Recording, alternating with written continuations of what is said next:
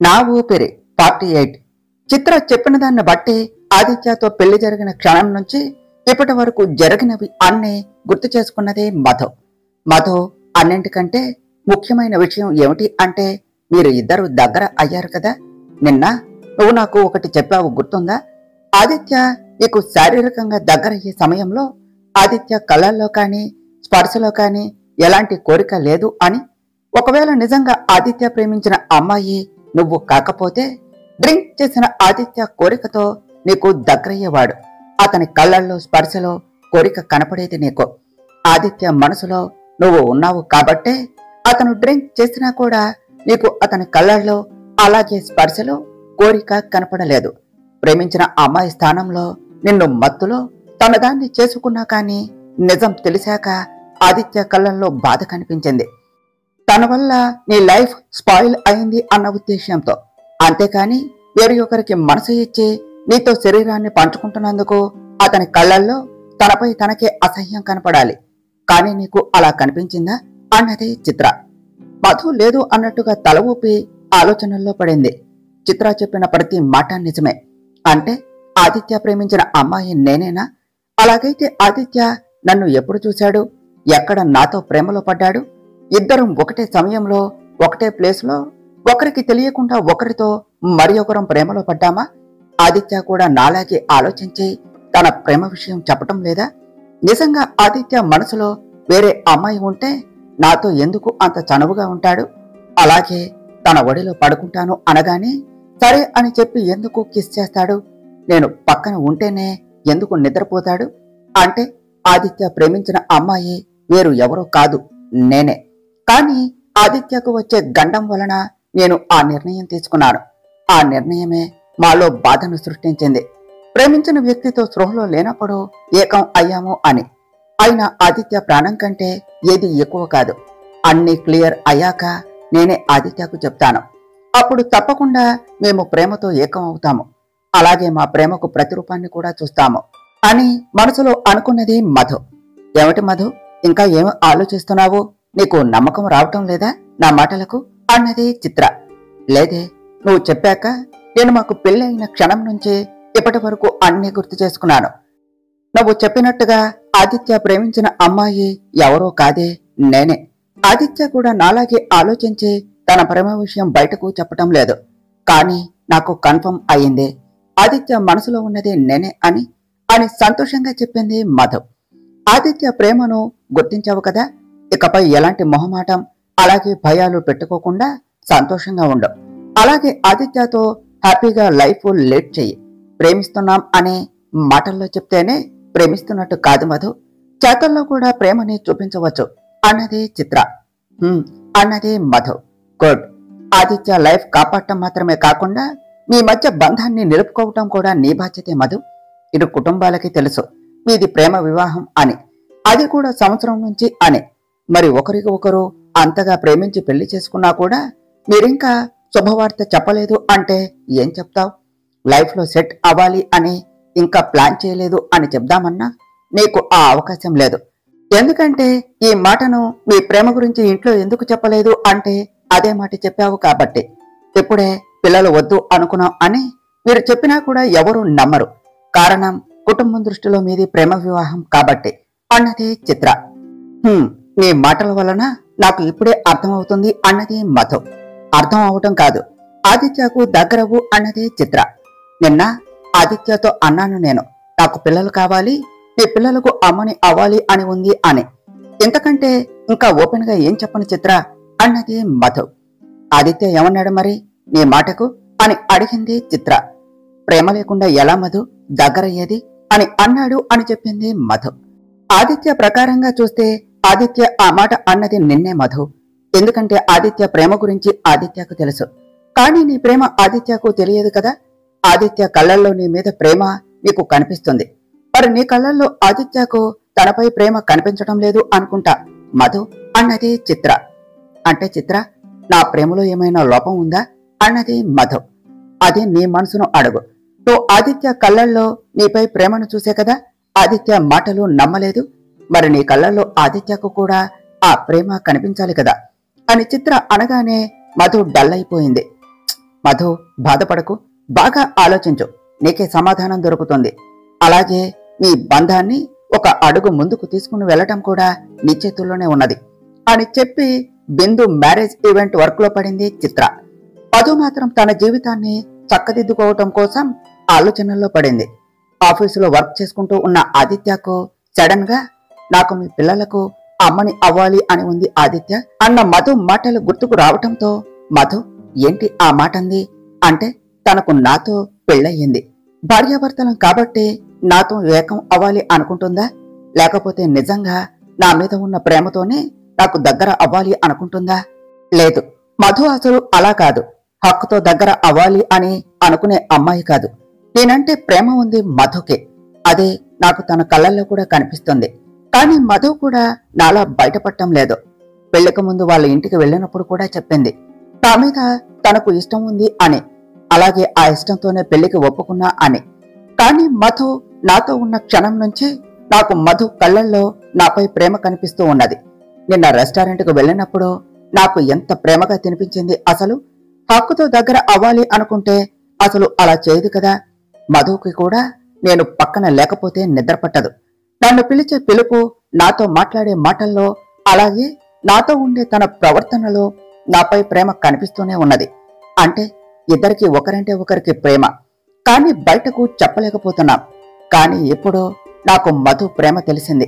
అలాగే నాకు కూడా మధు అంటే ప్రేమ కాబట్టి జరిగిన చేదు విషయం మర్చిపోయి తనతో హ్యాపీగా లైఫ్ లీడ్ చెయ్యాలి. ఒకవేళ మా మధ్య అలాంటివి ఏమీ జరగకపోతే పెళ్లి తర్వాత నేను మధుతో ఎలా ఉండాలి అనుకున్నానో ఇకపై అలానే ఉంటాను, అలాగే నా ప్రేమని పంచుతాను అని నిర్ణయించుకున్నాడు ఆదిత్య. ఆంధ్రప్రదేశ్ రాష్ట్రంలోని తూర్పుగోదావరి జిల్లాలో తాపేశ్వరం గ్రామంలోని ఒక ఇంట్లో, బిందు, మన ఇంట్లో జరిగే మొదటి శుభకార్యం నీ పెళ్లి, అది కూడా 25 సంవత్సరాల తర్వాత. అందుకే చాలా ఆడంబరంగా జరగాలి. వచ్చిన వాళ్ళందరూ నీ పెళ్లి గురించి ఒక నెల రోజుల వరకు మాట్లాడుకోవాలి అని మనవరాలి పెళ్లి విషయంలో తనకు ఉన్న ఆలోచనను బయటకు చెప్పారు జగదాంబ గారు. మరి మన ఇంట్లో పెళ్లి అంటే మామూలుగా ఉండకూడదు నానమ్మ అన్నది బిందు చెల్లెలు.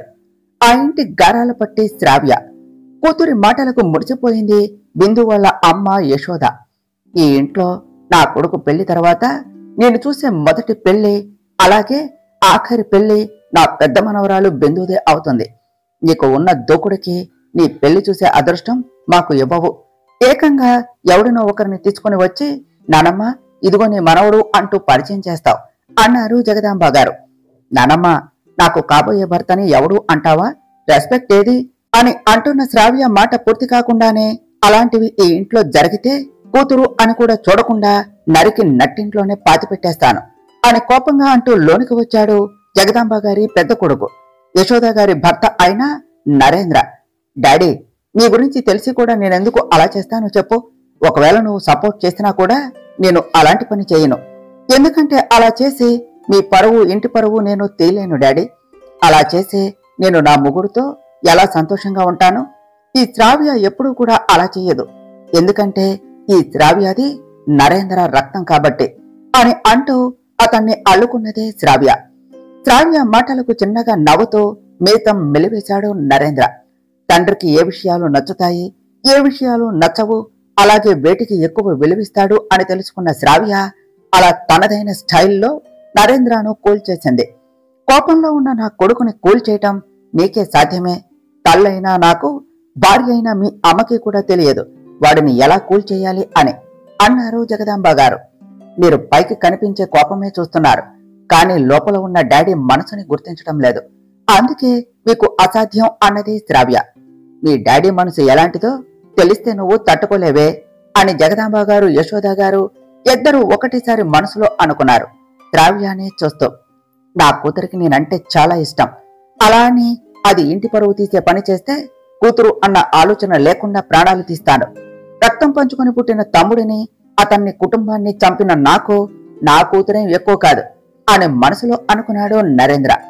ఏవండి, చేతులు కడుక్కొని రండి, భోజనం వడ్డిస్తాను అని ముక్తసరిగా అన్నారు యశోద గారు. నరేంద్ర వ్యక్తిత్వం ఎలాంటిదో తెలిసి అతనిపై ప్రేమ చనిపోయింది ఆవిడకు. అలా అని అతనికి ఎదురు తిరగలేదు. ధైర్యం లేకపోవటంతో అతని చేతిలో కీలుబొమ్మలా అతనికి పడక సుఖాన్ని ఇచ్చే భార్యలా మాత్రమే మిగిలిపోయింది. తన దృష్టిలో భార్య, కుటుంబం వాటికి పెద్ద విలువ లేకపోయేసరికి తనపై భార్య ప్రవర్తన గురించి పెద్దగా పట్టించుకోడు. భార్య అంటే కేవలం కావాలి అనుకున్నవి అన్ని చేసిపెట్టే మనిషి మాత్రమే అతని దృష్టిలో. పెళ్ళై కూతురికి పెళ్లి చేస్తున్నా కూడా ఇప్పటి వరకు కొడుకు కోడలు మధ్య అన్యోన్యత చూడని జగదాంబ గారు వాళ్ళ విషయంలో బాధపడుతూ ఉంటారు. నరేంద్ర గురించి తెలిసి అనవసరంగా నా కడుపున పుట్టాడు అని బాధపడని రోజు లేదు. అయినా కూడా కొడుకు మీద ప్రేమ చావలేదు ఆవిడకు. ఎంతైనా పేగుబంధం కదా. కూతుర్ల ముందట మాత్రమే కొడుకుతో మాట్లాడే కోడలు. కూతుర్లు లేనప్పుడు నరేంద్రని అస్సలు పట్టించుకోదు. ఒంటరిగా ఉన్న కొడుకుని చూసి మనసు చివుక్కుమని తనే చేరదీసి అన్నం పెడతారు జగదాంబ గారు. ఇంట్లో నుండి వెళ్లిపోయిన చిన్న కొడుకును కూడా నరేంద్రలో చూసుకుంటూ. ఆ ఇంట్లో నరేంద్రకి ఎవరిపైన అయినా నిజమైన ప్రేమ, అభిమానం ఉంది అంటే అది జగదాంబ గారి మీదనే. మరి అంతా అని కాదు, ఏదో కొంత మాత్రమే. అతని నుంచి అది కూడా ఎక్కువే. నరేంద్ర వెళ్లి చేతులు కడుక్కుని రావటంతో అందరికీ భోజనాలు వడ్డించారు జగదాంబ గారు. ఎప్పుడు కూడా కొడుకు కోడలు కలిసి తినింది చూసిందే లేదు ఆవిడ. హాస్టల్లో ఉండే మనవరాళ్లు ఇప్పుడు పెళ్లి పేరుతో ఇంట్లో ఉండటంతో ఆవిడ ముచ్చట తీర్చుకోవాలి అనే, నువ్వు కూడా కూర్చోవే, అందరం కలిసి తిందాం, పిల్లలు కూడా సంతోషపడతారు అన్నారు జగదాంబ గారు. నేను తర్వాత తింటాను అత్తయ్య అన్నారు యశోద గారు. ఎందుకమ్మా, మాతో కలిసి తిను. ఈ చదువు హాస్టల్స్ వల్ల నీతో కలిసి తినే అవకాశమే దక్కలేదు మాకు. అందుకే ఇక్కడ మేము ఉన్నన్ని రోజులు మాతో కలిసి తిను. రా డాడీ పక్కన కూర్చో అని తను డాడీ నుంచి దూరంగా జరుగుతూ వాళ్ళ అమ్మకి కాస్త చోటు ఇస్తూ అన్నది శ్రావ్య. మనవరాలి మాటకు మురిపెంగా చూశారు జగదాంబ గారు. అతని పక్కన కూర్చొని తినటం ఇష్టం లేక యశోద అడుగులు ముందుకు పడకపోవటంతో, ఇంకా ఏం ఆలోచిస్తున్నావు అమ్మా, రా వచ్చి కూర్చో, నానమ్మ గురించి ఆలోచించకు, నానమ్మే కదా అన్నది అని తన తల్లి చెయ్యి పట్టుకుని లాగి తనకు తన తండ్రికి మధ్యన కూర్చోబెట్టి తనే స్వయంగా వడ్డించింది శ్రావ్య. కూతురు సంతోషం కాదు అనలేక యశోద అయిష్టంగా నరేంద్ర పక్కన కూర్చున్నా కాని తన పిల్లల కోసం ఇష్టంగా తిన్నారు. తనకు ఎదురుగా ఉన్న అక్కని చూస్తూ, బిందు, అమ్మా నాన్నలని ఒక్క ఫోటో తీయి, వీళ్ళను ఇలా కలిసి చూడటం చాలా తక్కువ కదా, ఎప్పుడు ఏదో ఒక పనిలో ఉంటారు అని శ్రావ్య అనగానే జగదాంబ గారు వెంటనే సంతోషంగా పక్కన ఉన్న మొబైల్ తీసి బిందుకు ఇవ్వటంతో జంటగా కలిసి భోజనం చేస్తూ ఉన్న తన తల్లిదండ్రులను కెమెరాలో బంధించింది. తన కోరికను శ్రావ్య నెరవేర్చడంతో కళ్ళ నిండా నీటితో శ్రావ్య వైపు చూస్తూ, నువ్వు బంగారానివే, నా కోరిక తీర్చేశావు అని మనసులో అనుకున్నారు జగదాంబ గారు. నాన్నమ్మ కంట్లో కన్నీళ్లు చూసి, అయ్యో నాన్నమ్మ, ఏమైంది, ఎందుకు ఏడుస్తున్నారు, మా అమ్మ కారం ఎక్కువ వేసిందా కూరలో అన్నది శ్రావ్య. జగదాంబ గారు మాట్లాడేలోపే, మీ అమ్మ కూరలో అన్ని సమపాలలో వేస్తుంది శ్రావ్య, అందుకే అంత రుచిగా ఉంటాయి, ఎక్కువ తక్కువ అయ్యే అవకాశం అస్సలు లేదు అని తింటూనే తల ఎత్తకుండా సమాధానం ఇచ్చాడు నరేంద్ర. భర్త మాటకు తినటం ఆపి మరీ భర్త వైపు అలానే చూస్తూ ఉన్నారు యశోద గారు. కోడలు చూపులు గమనించి, ఎంత తెంచుకుందామో అన్నా తెంచుకోలేని బంధమే ఈ పెళ్లి, దానికి ఉన్న గొప్ప అలాంటిది అని అనుకున్నారు జగదాంబ గారు. అమ్మ, డాడీకి నువ్వంటే ఎంత నమ్మకమో కదా అన్న శ్రావ్య మాటలకు చూపు తిప్పారు యశోద గారు. భార్యాభర్తలు అన్నాక ఆ మాత్రం లేకపోతే ఎలాగే, ఇప్పుడా అప్పుడా దాదాపుగా 30 సంవత్సరాల నుండి కలిసి ఉంటున్నారు కదా అన్నారు జగదాంబ గారు. జగదాంబ గారి మాటలకు కొడుకు గురించి అలాగే మా మధ్య బంధం గురించి తెలిసినా కాని అలా ఎలా మాట్లాడగలుగుతున్నారు అత్తయ్య, ఎంతైనా మీరు కూడా ఒక కొడుక్కి తల్లే కదా, అందుకే కొడుకు వైపు ఆలోచించి మాట్లాడుతున్నారు అని మనసులో అనుకున్నారు యశోద గారు. డాడీ, విజయవాడలో మ్యారేజ్ ఈవెంట్ వాళ్ళతో నా పెళ్లి ఈవెంట్ గురించి మాట్లాడాను, ఎలా జరగాలో కూడా చెప్పేశాను, మొత్తం అంతా వాళ్లే చూసుకుంటారు, మనం చేసేదేమీ లేదు, రెడీ అయ్యి వచ్చిన వాళ్ళని పలకరిస్తూ సంతోషంగా జరుగుతూ ఉన్న పెళ్లిని చూడటం తప్ప అన్నది బిందు. మరి షాపింగ్ అన్నారు నరేంద్ర గారు.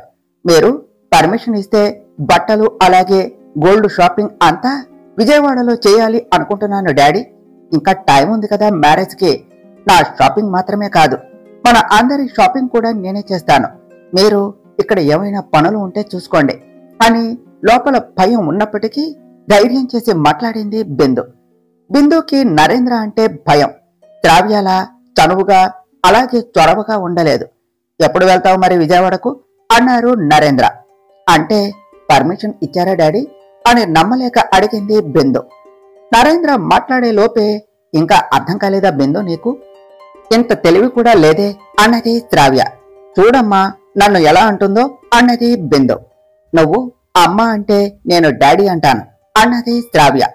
ఎదురుగానే కూర్చొని ఉన్న మాటల యుద్ధం చేసుకుంటున్న అక్క చెల్లెళ్లను చూసి నాకు 2 కూతుర్లే పుట్టారు. ఆ భగవంతుడు నాకు కొడుకుని ఇవ్వలేదు. అలా ఇచ్చి ఉంటే ఈ వంశ వారసుడిగా మా తాతల కాలం నాటి నుంచి ఉన్న ఆస్తి అంతా నాకే వచ్చేది. నా తమ్ముడు ఎక్కడ పెళ్లి చేసుకుని కొడుకుని కనేసి ఆస్తి అంతా కొట్టేస్తాడో అన్న భయంతోనే కదా నా తమ్ముడిని వాడి పెళ్ళాన్ని కొడుకుని చంపింది. చూడు దేవుడా, నువ్వు నాకు కొడుకుని ఇవ్వలేదు కాబట్టే నా తమ్ముడు కుటుంబాన్ని అంతా నీ దగ్గరకు పంపించాను. అయినా నేను చాలా అదృష్టవంతుడిని తెలుసా? ఎందుకంటే వారసుడి పేరుతో ఆస్తి కొట్టేసే వాళ్ళకంటే ఎలాంటి వారసుడు లేని నాకు ఈ ఆస్తి అంతా దక్కుతుంది. అంటే అలాంటి వాళ్లతో పోల్చితే నేను అదృష్టవంతుడినే కదా అని అనుకుంటూ కన్నింగా నవ్వుకున్నాడు నరేంద్ర. ప్రశాంతంగా తినకుండా అలాగే తిననివ్వకుండా చేస్తూ ఉన్న మనవరాళ్లను గదిమారు జగదాంబ గారు. దానితో ఇద్దరు వాదన ఆపి సైలెంట్ గా భోజనం చేశారు. మరోపక్క లంచ్ టైం అయ్యేసరికి ఆదిత్యకి మధు అలాగే మధుకి ఆదిత్య గుర్తుకు వచ్చారు. నిన్న ఇద్దరూ కలిసి రెస్టారెంట్ లో లంచ్ చేసినది గుర్తుకు వచ్చింది. అలా డైలీ వెళ్ళటం బాగోదు అని అర్థమయ్యి ఎవరు ఆఫీసులో వాళ్లే లంచ్ చేస్తూ వీడియో కాల్ చేసుకున్నారు. ముందుగా ఆదిత్యయే మధుకి కాల్ చేశాడు. కాల్ లిఫ్ట్ చేసిన మధుని కొన్ని క్షణాలు మనసారా చూసుకొని, ఏమిటి మధు, నిన్నేమో నాతో కలిసి లంచ్ చేయాలి అని ఉందన్నావు, ఇవాళేమో కనీసం కాల్ కూడా చేయలేదు కదా, లంచ్ చేశావా అని అన్నాడు ఆదిత్య. ప్రామిస్ ఆదిత్య, నేనే కాల్ చేద్దాము అనుకునేసరికి నువ్వే చేశావు. అయినా డైలీ రెస్టారెంట్కి వెళితే బాగోదు, అలాగే రెస్టారెంట్ ఫుడ్ కూడా అన్నదే మధు. లంచ్ అయిందా అన్నాడు ఆదిత్య. లంచ్ కోసమే కూర్చున్నాం, నువ్వు కాల్ చేశావు అన్నది మధు. మా చెల్లి కూడా ఉందా అన్నాడు ఆదిత్య. ఉంది, కానీ మా అన్నయ్యతో మాట్లాడుతుంది అన్నది మధు. అయితే వాళ్ళు లంచ్ చేయడానికి టైం పడుతుంది, కానీ మనం ఇలా కనిచేద్దాంలే అని ఇద్దరు కబుర్లు చెప్పుకుంటూ భోజనం కంప్లీట్ చేశారు. ఆ రోజు సాయంత్రం మధు దగ్గర స్కూటీ ఉండేసరికి ఆదిత్య కోసం వెయిట్ చేయకుండా మధు ఇంటికి వచ్చేసింది. ఫ్రెష్ అయిన మధు ఆదిత్య ఇంకా ఆఫీస్ నుంచి రాకపోవడంతో చీర కట్టుకోకుండా చుట్టుకుని వచ్చింది. రూమ్ లోనికి వచ్చాక కట్టుకుందాము అని చుట్టిన చీరను విప్పేసి కట్టుకుంటూ ఉండగా అప్పుడే ఆదిత్య వచ్చాడు ఆఫీస్ నుంచి.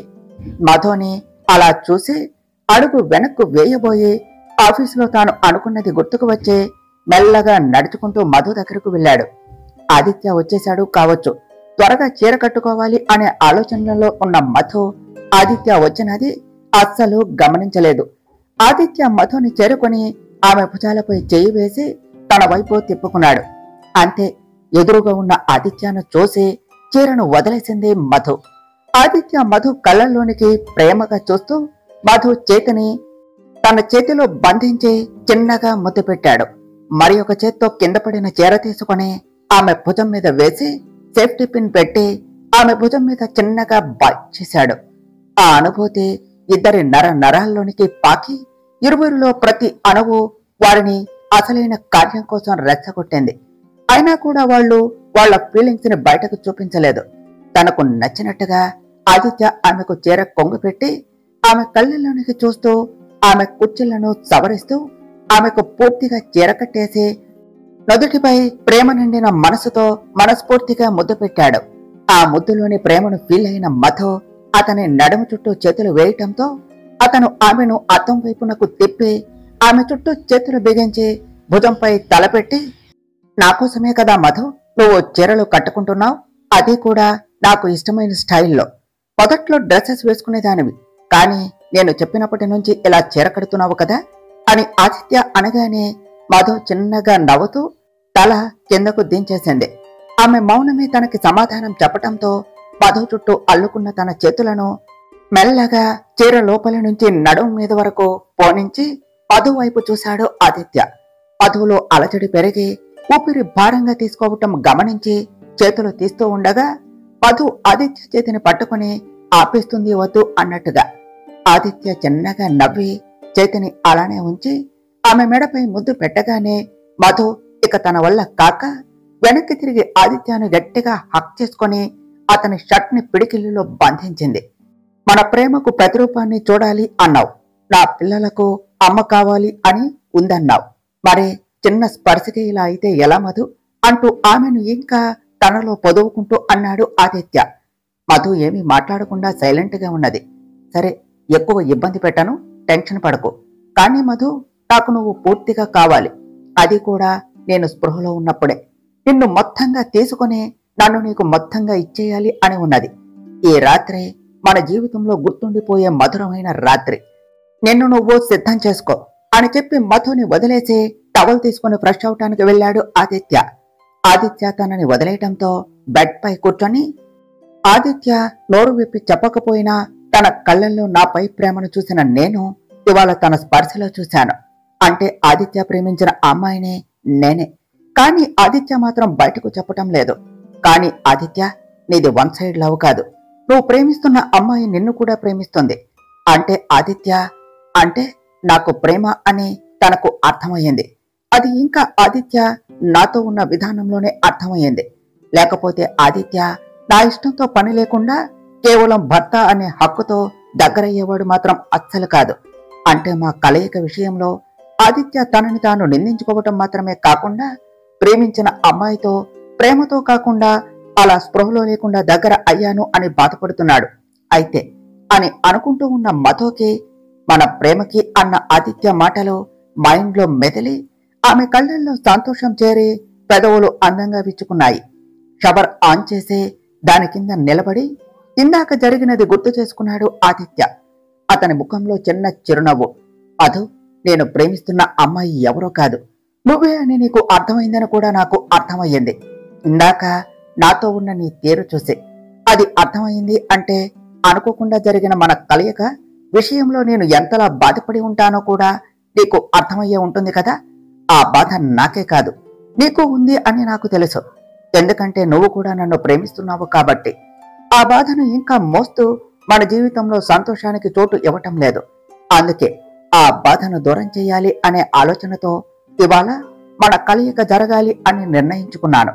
అది కూడా పూర్తి స్పృహలో ఉండి ప్రేమతో దగ్గర అవ్వాలి అని అనుకుని ఫ్రెష్ అయ్యాడు ఆదిత్య. మధు ఆదిత్యకు డ్రెస్ తీసి కాఫీ కోసం కిచెన్ లోనికి వెళ్ళింది. ఫ్రెష్ అయి వచ్చిన ఆదిత్యకి మధు రూమ్ లో కనిపించకపోవటంతో తనని ఫేస్ చేయాలి అంటే ఇబ్బంది పడుతుందేమో అనుకున్నాడు. అప్పుడే మధు కాఫీతో రావటం చూసి, నీకు వద్దా మధు కాఫీ అన్నాడు ఆదిత్య. అన్ని షేర్ చేసుకునే వాళ్ళం, కాఫీ షేర్ చేసుకోలేకపోతే ఎలా అని తల కిందకు దించి చెప్పింది మధు.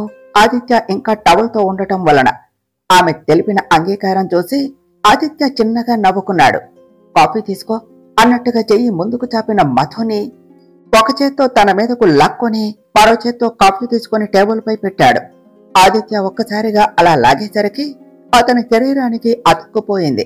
అప్రయత్నంగా అతని భుజంపై చెయ్యి వేయటం వలన అతని శరీరం నేరుగా తాకేసరికి చెయ్యి వెనక్కు తీసుకున్నది మధు. ఆదిత్య ఆమె నడుము చుట్టూ చేతులు బిగించి ఇంకా గట్టిగా తనలోనికి పొదవుకున్నాడు. ఆదిత్య, ముందు మీరు డ్రెస్అప్ అవ్వండి అన్నది మధు. ఎందుకు? ఇలా ఉంటే ఏమైనా ప్రాబ్లమా? ఇంకొన్ని గంటలు ఈ మొహమాటం తరువాత అని ఆదిత్య అంటూ ఉండగానే మధు సిగ్గుతో అతని ఎదలో తలదాచుకున్నది. మధు మనసులోని ప్రేమను నోరు విప్పి చెప్తేనే ప్రేమ అన్నట్టు కాదు. ఎలా చెప్పాలో తెలియక కొంతమంది, ధైర్యం చాలక కొంతమంది తమ ప్రవర్తన ద్వారా చెప్తారు ఎంత ప్రేమ అని. అలాగే మన ఇరువురి మనసులో ఉన్న బాధను ప్రేమతో ఈ రోజు రాత్రి దూరం చేయాలి అనుకున్నాను.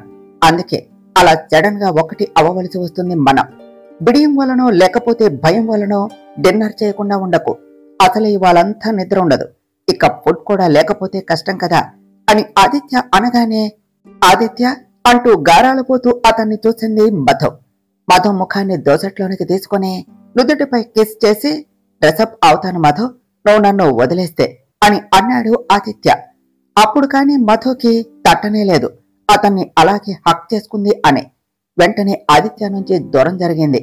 ఆదిత్య మధు ముందే ట్రాక్ అండ్ టీషర్ట్ వేసుకొని కాఫీ తీసుకొని మధుని బెడ్ పై కూర్చోబెట్టి తన పక్కన కూర్చొని కాఫీ షేర్ చేశాడు.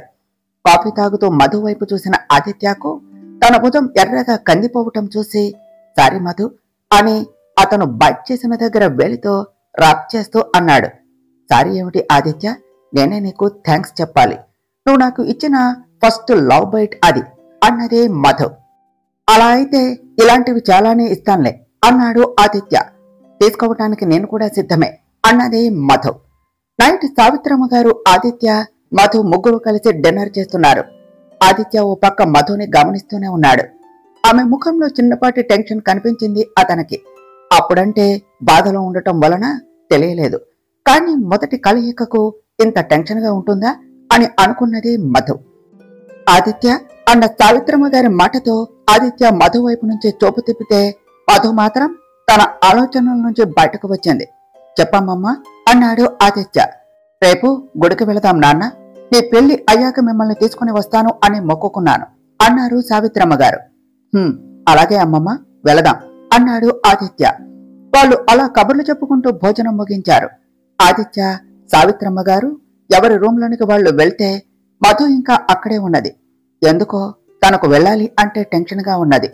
రూమ్ లో మధు కోసం వెయిట్ చేస్తూ ఉన్న ఆదిత్యకు మధు పరిస్థితి అర్థం అయినప్పటికీ ఎలాంటి టెన్షన్ లేకుండా తనలో కలవాలి అని అనుకుని మధు తనని తాను సిద్ధం చేసుకోవాలి అన్న ఉద్దేశంతో రూమ్ లో అలానే ఉన్నాడు. మధు కొన్ని నిమిషాల తర్వాత తనకు తాను ధైర్యం చెప్పుకున్నది. ప్రేమతో జరిగే కలయిక కోసం తనని తాను సిద్ధం చేసుకొని రూమ్లోనికి వచ్చింది. మధు రావటంతో ఇలారా అని ఆమెను కళ్ళతోనే పిలిచేసరికి వెళ్లి ఆదిత్య పక్కన కూర్చున్నది. ఆఫీసులో అంతా ఓకే కదా మధు, ఎలా ఉంది నీ బిజినెస్ అన్నాడు ఆదిత్య. ఆదిత్య ఉద్దేశం అర్థం చేసుకోలేనంత చిన్నపిల్ల అయితే కాదు కదా మధు. అందుకే వెంటనే ఆదిత్య, నేనేమి టెన్షన్ పట్టడం లేదు, మీరు నా మూడ్ మార్చడం కోసం అలా అడిగారు అని నాకు తెలుసు. నాకేం టెన్షన్ లేదు, కానీ కొంచెం బిడియంగా ఉంది అన్నది మధు.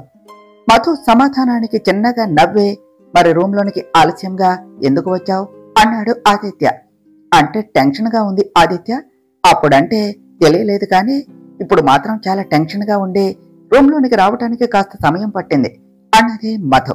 ఆ చేతనే దూరం చేయటం కోసమే ఈ తీయని బహుమానం. ఇంకెప్పుడు దాని గురించి ఆలోచించకు, అలాగే మన మధ్య ఆ టాపిక్ తీసుకుని రాకు అన్నాడు ఆదిత్య. అన్నది మధు. మధు, ఇంతకీ పాలు ఏవి అన్నాడు ఆదిత్య. మనమేం ముహూర్తం పెట్టుకోలేదు కదా ఆదిత్య అన్నదే మధు. మనసులో ముడిపడి శారీరకంగా ఒకటి కావాలి అనుకున్న ఈ క్షణమే మనకు మంచి ముహూర్తం అన్నాడు ఆదిత్య. అన్నదే మధు చిన్నగా. ఇంకా బిడియంగా ఉన్నదా అన్నాడు ఆదిత్య. కొంచెం అని మధు అనగానే మధు చేతిని తన చేతిలోనికి తీసుకున్నాడు ఆదిత్య. ఆదిత్య స్పర్శ తనని తాకటంతో తల ఎత్తి అతని కళ్ళల్లోనికి చోటుగా చూసింది మధు. వితిన్ సెకండ్ లో మధు పెదవులు అందుకున్నాడు ఆదిత్య. మధుకి ఒక్క సెకండ్ ఏమీ అర్థం కాలేదు, కానీ అతను చూపించే ప్రేమకు పూర్తిగా అతని మైలో పడి అతని మెడ చుట్టూ చేతులు బిగించింది. మధు అలా చేయటంతో ఆదిత్య ముద్దులోని గాఢతను పెంచి ఆమె అంటే తనకు ఎంత ప్రేమో తెలియచేస్తున్నాడు. మధు కూడా అంతే. కొన్ని నిమిషాల పాటు సాగిన ఆ ముద్దుని అలాగే కంటిన్యూ చేస్తూ ఆదిత్య తన చేతిని మెల్లగా మధు నడుము దగ్గరకు పోనిచ్చి తన పిడికిలిలో బంధించటంతో మధు ఒక్కసారిగా ఆదిత్యాన్ని తనలో పొదువుకున్నది. అక్కడి నుంచి మొదలు ఆదిత్య ఓ పక్క ముద్దు పెడుతూనే మరో పక్క ఆమె శరీరాన్ని మరొక చేత్తో మెట్టుతూనే ఉన్నాడు. కొన్ని క్షణాల తరువాత మొదటిసారిగా పెదవులపై ప్రేమగా ముద్దు పెట్టాడు కాబట్టి గుర్తుండిపోయేలా ఆమె పెదవిని బైట్ చేసి వదిలాడు. ఆదిత్య తనని వదిలిన మరుక్షణమే అతన్ని చూడలేక సిగ్గుతో అతని ఎదలో తలదాచుకున్నది. ఆదిత్య మధుని గట్టిగా పట్టుకుని అలానే బెడ్ మీద వాలిపోయాడు. తన మీద పడుకున్న ఆమె శరీర భాగాలు అతన్ని తాకటంతో మధు ప్రొసీడ్ అవునా అని అడిగాడు. మధు తల ఎత్తి అతని కళ్ళల్లోనికి ఓ క్షణం చూసి సిగ్గుతో కనురెప్పలు కిందకు వాల్చింది. వెంటనే మధుని పక్కన పడుకోబెట్టి తన మీదకు చేరాడు ఆదిత్య. మధు అణువణువు ప్రేమగా స్పృశిస్తూ అక్కడక్కడ తీపి గుర్తులు ఇస్తూ ఒకరంటే ఒకరికి ఎంత ప్రేమో తెలుపుకుంటూ ఒకరిలో మరి ఒకరు పూర్తిగా కలిసిపోయారు.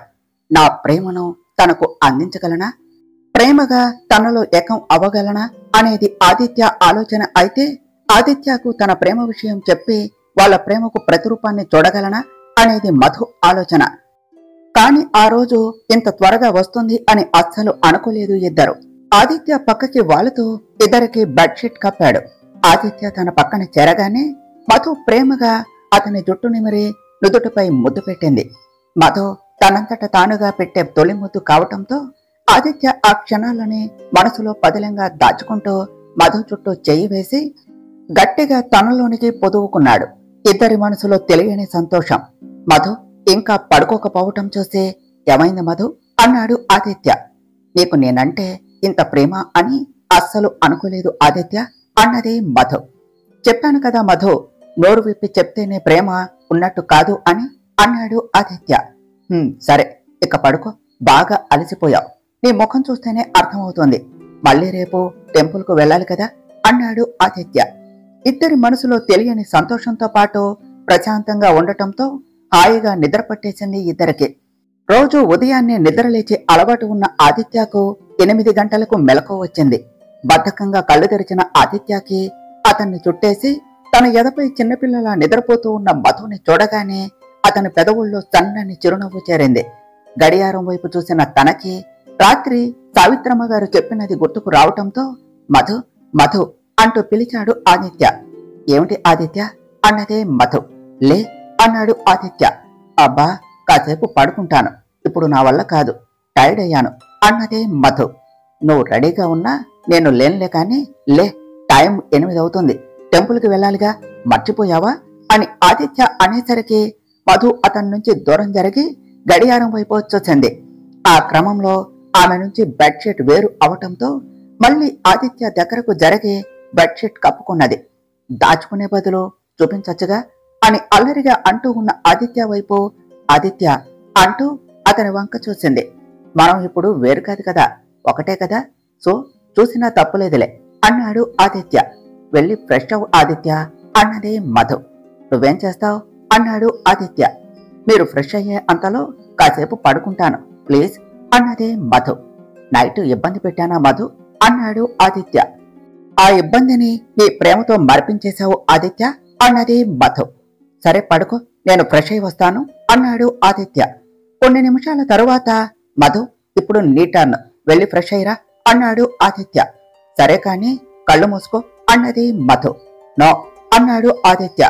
మధు ఇక వాదించలేక బెడ్షీట్ చుట్టుకుని వెళ్ళింది. ఆదిత్య నవ్వుతో డ్రెస్అప్ అయ్యాడు. కొన్ని నిమిషాల తరువాత మధు ఫ్రెష్ అయ్యి చీర కట్టుకోకుండా చుట్టుకోవటం చూసి, ఏమిటి మధు అలానే వచ్చేశావు, త్వరగా కానివ్వు, అమ్మమ్మ వెయిట్ చేస్తుంది అనుకుంటా అన్నాడు ఆదిత్య. నువ్వే కట్టచ్చు కదా ఆదిత్య నిన్నలా అన్నది మధు. నిన్న కేవలం చీర మాత్రమే కట్టలేదు మధు అన్నాడు ఆదిత్య. ఇప్పుడు చీర మాత్రమే కట్టండి, ఎందుకంటే టెంపుల్కి వెళ్తున్నాం కదా అన్నది మధు. ఇందాక కళ్ళు మూసుకో అన్నావు అన్నాడు ఆదిత్య. అలా చూసేదానికి ఇలా చూసేదానికి తేడా లేదా అన్నది మధు. హహ, శారీరకంగా ఒకటి అయ్యాక కూడా కళ్ళు మూసుకోవటం లాంటి దాగుడు మూతలు అవసరమా అంటూ ఆమెకు చీర కట్టాడు ఆదిత్య. ఆదిత్య, నువ్వు చీర బాగా కడుతున్నావు తెలుసా, ఎక్కడ నేర్చుకున్నావు, ఎక్స్పీరియన్స్ ఉన్నట్టు ఉందిగా అన్నదే మధు. మొదలెట్టేశావా అనుమానించటం, నా జీవితంలో ఉన్న ఏకైక అమ్మాయివి నువ్వు, నేను ఫస్ట్ చీర కట్టింది నీకే, అది కూడా నీ దగ్గర నేర్చుకున్నదే అన్నాడు ఆదిత్య. నా దగ్గర అన్నది మధు. మన రిసెప్షన్ రోజు నువ్వు చీర కట్టుకుంటున్నప్పుడు ఇక్కడ ఉండకూడదు అని కాల్ వంకతో బాల్కనీలోనికి వెళ్ళాను, కానీ ఎంతైనా ప్రేమించాను, అందులోనూ భార్యవు కదా, అందుకే నువ్వు చీర కట్టుకుంటుంటే చూడకుండా ఉండలేకపోయా. అలా నిన్ను చూస్తూనే నువ్వు చీర కట్టుకునే విధానం చూశాను, నేర్చుకున్నాను, నిన్న కట్టాను అన్నాడు ఆదిత్య. అయితే దొంగచాటుగా చూశావన్నమాట నన్ను అని చిరుకోపంగా అంటూ ఉన్న మధుతో, అప్పుడు దొంగచాటుగా చూశాను, ఇప్పుడు దొరలా చూస్తున్నాను అంటూ చీర కట్టడం పూర్తి చేయటంతో ఆమె నడుముగిల్లుతూ చెప్పాడు ఆదిత్య. ఏంటి ఆదిత్య ఇది, చీర కట్టమని చెప్తే నువ్వు చేసే పని ఇదా అన్నది మధు. మరి అంతలా కష్టపడి చీర కట్టినందుకు నాకు ఏమైనా లాభం ఉండాలి కదా అన్నాడు ఆదిత్య. అంత కమర్షియల్ ఏమిటి ఆదిత్య నువ్వు అన్నది మధు. నేను కమర్షియలో లేకపోతే ఇంకోటో నైట్ చూపిస్తాను కానీ త్వరగా రెడీ అవ్వు మధు అని ఆదిత్య అనటంతో గబగబా రెడీ అయ్యింది. ఇద్దరూ కలిసి కిందికి రావటంతో సావిత్రమ్మ గారు ఆదిత్య మధు గుడికి వెళ్లారు. మధుతో కలిసి ఆ గుడిలో అడుగుపెట్టిన ఆదిత్య పెదవులు సంతోషంతో విచ్చుకున్నాయి. కిందటిసారి వచ్చిన గుడి కావటం వలన పూజారి గారు, నా మనవుడు ఆదిత్య తెలుసు కదా, ఈ మధ్యనే పెళ్ళయింది, అమ్మాయి మధు అంటూ పరిచయం చేశారు సావిత్రమ్మ గారు. సావిత్రమ్మ గారు అలా పరిచయం చేసేసరికి తనని పూజారి గారు ఎక్కడ గుర్తుపడతారో అని టెన్షన్ పడుతూనే నమస్కరించింది మధు. ఆదిత్య మధు ఇద్దరూ వెళ్లి ప్రదక్షిణాలు చేసి రండి అని సావిత్రమ్మ గారు అనటంతో మధు ఆదిత్య వెళ్లిపోయారు. పూజారి గారు, ఆదిత్య పెళ్లి విషయంలో మీరు చెప్పినది జరిగింది. వాళ్ళది ప్రేమ పెళ్లి. అమ్మాయిది కూడా సింహరాశి. ఆదిత్యాన్ని తప్పకుండా కాపాడుతుంది అనే నమ్మకం వచ్చింది నాకు మధుని చూశాక అని సావిత్రమ్మ గారు చెప్పటంతో, ఆదిత్య ప్రేమ వివాహం చేసుకుంటాడు అని నాకు తెలుసు. ఆ అమ్మాయి ఆ రోజు అంతలా ఆదిత్య గురించి అడగటం, చెప్పాక బాధపడటం చూసి ఆ అమ్మాయికి కూడా ఆదిత్య అంటే ఇష్టము అని అర్థమయ్యింది. చూస్తూ ఉంటే ఆదిత్య ప్రమాదం గురించి మధుకి తెలిసినట్టు పెద్దమ్మ గారికి తెలియనట్టు ఉన్నది అని లోపల అనుకున్నారు పూజారి గారు. పూజారి గారు, ఆదిత్యకు ఏమైనా అంటూ మాట మధ్యలో ఆపేశారు సావిత్రమ్మ గారు. అమ్మ, అతనికి ప్రమాదం ఉన్నది, తప్పకుండా వస్తుంది. అది మీరంతా ఎదుర్కోవాలి కూడా, తప్పదు. అంతేకాని పెళ్లి అయిందనో లేకపోతే సింహరాశి అమ్మాయి అయితే అతనికి ప్రమాదం రాదు అని అర్థం కాదు. ఎందుకంటే ఆదిత్య జీవితంలో అలాంటి ప్రమాదం రావాలి అని రాసిపెట్టి ఉన్నది. అంతేకాని ప్రమాదం వచ్చినప్పుడు మీ వంతు సహాయం అంటే మీరు ఇవ్వవలసిన ధైర్యం ఇవ్వండి. కానీ మీరు ఏమి చేసినా మాట్లాడినా అది ఆదిత్య సంతోషానికి కారణం అవ్వాలి. అలానే ఆలోచించి ముందు అడుగు వేయాలి. ముందు మీరు ధైర్యంగా ఉండండి అన్నారు పూజారి గారు. అలాగే పంతులు గారు అన్నారు సావిత్రమ్మ గారు. ఈలోపు ఆదిత్య మధు కూడా ప్రదక్షిణాలు పూర్తి చేసుకుని రావటంతో భగవంతునికి నమస్కరించుకొని వెళ్లిపోతూ ఉండగా, అమ్మమ్మ మీరు వెళ్ళండి, నేను ఇప్పుడే వస్తాను అని వాళ్ళ సమాధానం వినకుండా వెనక్కు వచ్చింది మధు. సావిత్రమ్మ గారు ఆదిత్య బయటకు వెళ్లి కారులో మధు కోసం వెయిట్ చేస్తూ ఉన్నారు. పూజారి గారు అని పిలిచింది మధు. నువ్వు ఎందుకు వచ్చావో నాకు తెలుసు తల్లి. నీకు ఆదిత్య ప్రమాదం గురించి తెలుసు అని పెద్దమ్మ గారికి చెప్పలేదు. ఇందాక నీ టెన్షన్ చూస్తేనే నాకు అర్థమయ్యింది నువ్వు ఆవిడకు చెప్పలేదు అని. ఎందుకంటే అప్పటికే ఆదిత్య విషయంలో బాధపడుతున్న తాను నీ విషయంలో బాధపడుతుంది అని. అంతే కదా అన్నారు పూజారి గారు. అవును పూజారి గారు అన్నది మధు. ఆదిత్య కుటుంబం నుంచి ప్రమాదం వస్తుంది అని చెప్పాను కదా తల్లి. కానీ దాని వలన మీ మధ్య ఎలాంటి మనస్పర్ధలు కానీ ఎడబాటు కానీ రాకుండా చూసుకో తల్లి. నీ బాధ్యత ఆదిత్య ప్రాణం మాత్రమే కాపాడుకోవటం కాదు, మీ మధ్య బంధాన్ని కూడా నిలబెట్టుకోవాలి. కోపంలో ఆదిత్య ఏమి అన్నా కూడా పట్టించుకోకుండా ఉండవు. ఎందుకంటే ఇప్పుడు నువ్వు మాత్రమే ఆదిత్యకు రక్ష. అనుక్షణం ఆదిత్యను అలాగే మీ మధ్య బంధాన్ని కాపాడుకోవటమే నీ బాధ్యత.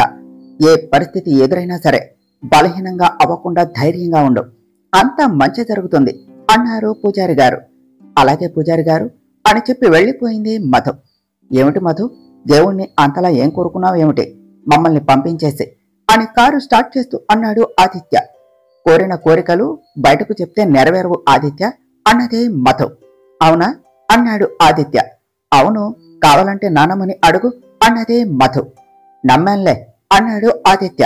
ఏదో మొహమాటంగా నమ్మినట్టు ఉంది నా మాట విని అని మధు నవ్వుతూ అనేసరికి, నిన్ను అంటూ మధు తల మీద చిన్న మొట్టికాయ వేశాడు ఆదిత్య. వాళ్ళ ఇద్దరిని అలానే చూస్తూ ఉన్నారు సావిత్రమ్మ గారు. భగవంతుడా, ఇద్దరు ఇలానే సంతోషంగా ఉండేలా చూడు స్వామి అని ఆవిడ మనసులో ప్రార్థించారు. తరువాత ఏమి జరిగిందో నెక్స్ట్ పార్ట్లో తెలుసుకుందాం ఫ్రెండ్స్. డియర్ ఫ్రెండ్స్, మీకు గనక ఈ కథ నచ్చినట్లయితే మీ అభిప్రాయాలను కామెంట్ల రూపంలో తెలియచేయండి. ఈ వీడియోను లైక్ చేయండి, షేర్ చేయండి. మా ఛానల్ను సబ్స్క్రైబ్ చేసుకోండి ఫ్రెండ్స్. Thank you.